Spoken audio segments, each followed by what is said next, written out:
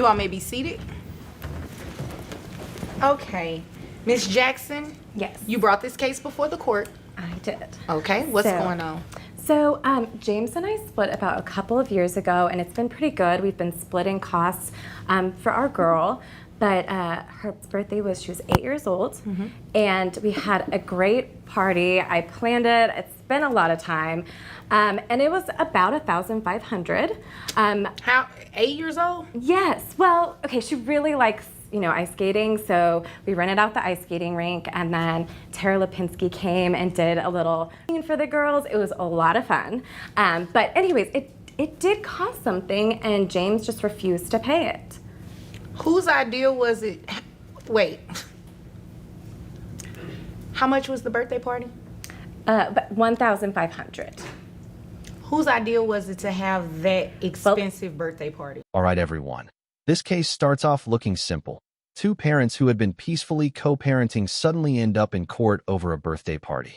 But very quickly, we see this isn't really about the child's birthday. It's about expectations, financial boundaries, and what happens when one parent makes a luxurious decision alone and then expects the other parent to pay for it.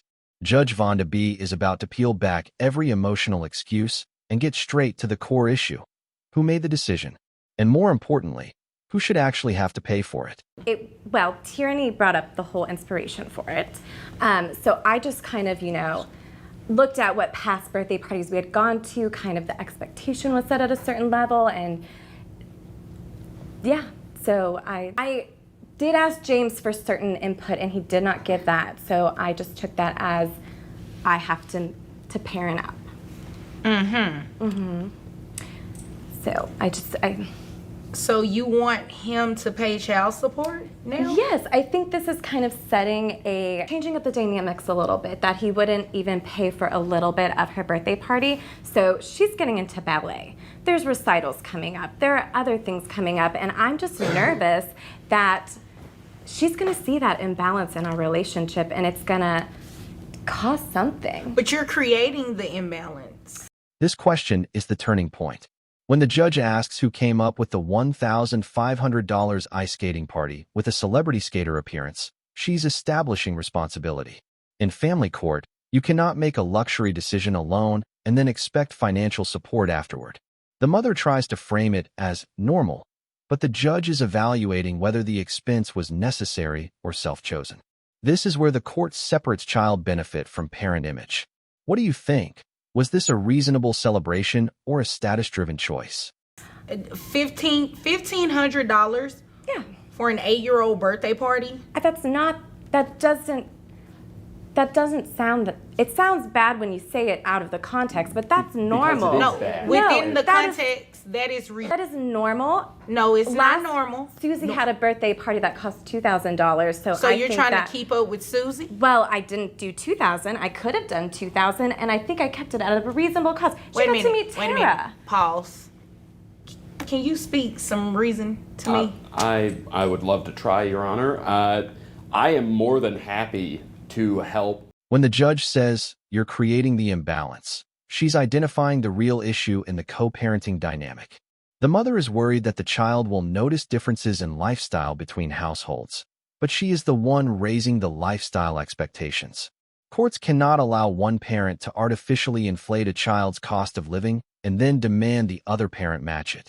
If you choose the upgrade, you carry the bill.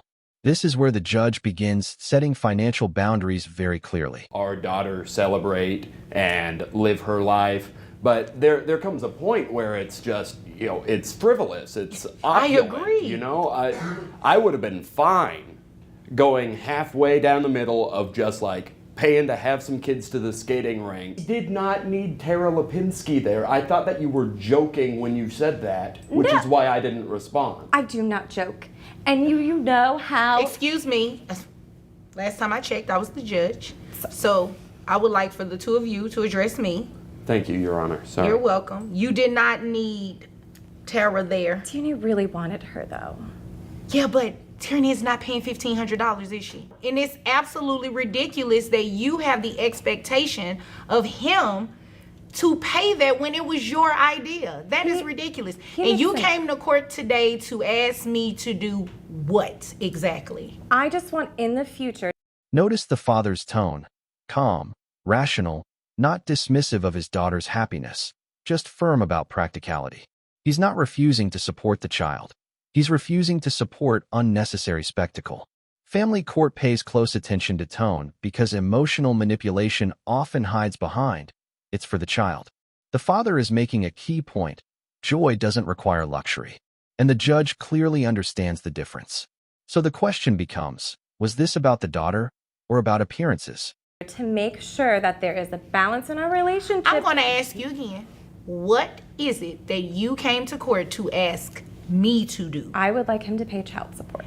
Well, I would like not spend $1,500 on a birthday party.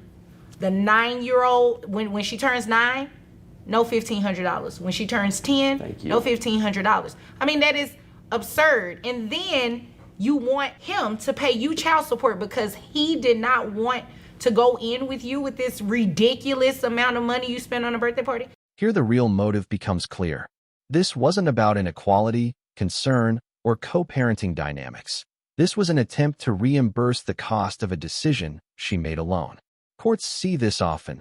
A parent overspends, regrets it, and then frames the issue as fairness or emotional harm. But child support is based on income, custody time, and needs, not on a one-time luxury expense. The judge recognizes this immediately. Yeah, no, we're not doing that. I'm not going to have him pay child support based on that, and you guys have been sharing custody. So I'm assuming when the child is with you, you cover the expenses for the child. It's usually really amicable. It usually works really well, but Well, it sounds like she probably put herself in the hole with that $1,500 birthday party and is trying to recoup. This is the legal boundary being reinforced.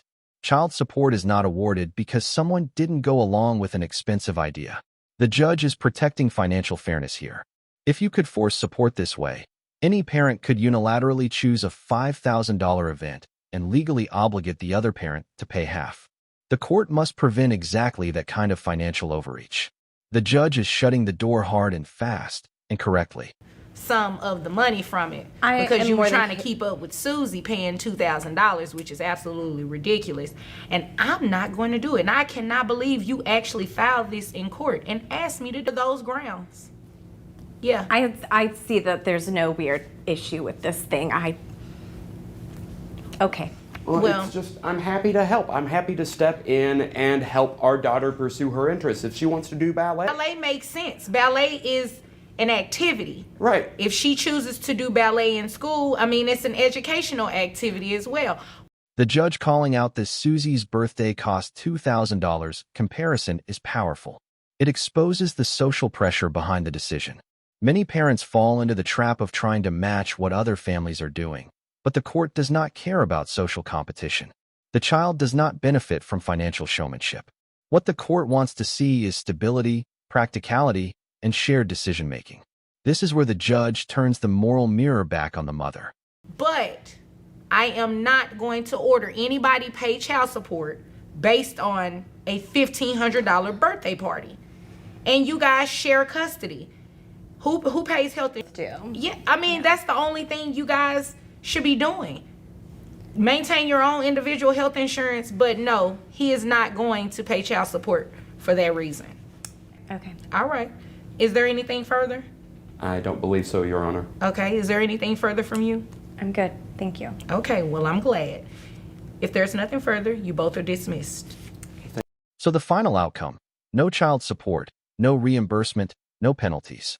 The parenting arrangement remains the same. But the lesson here is bigger than the ruling. Parenting is about presence, attention, and emotional consistency, not matching price tags. Children remember time spent, not event budgets. If this case made you think differently about co-parenting and financial boundaries, let me know. Did the judge get it right? And if you want more courtroom breakdowns like this, make sure to like, comment, and subscribe.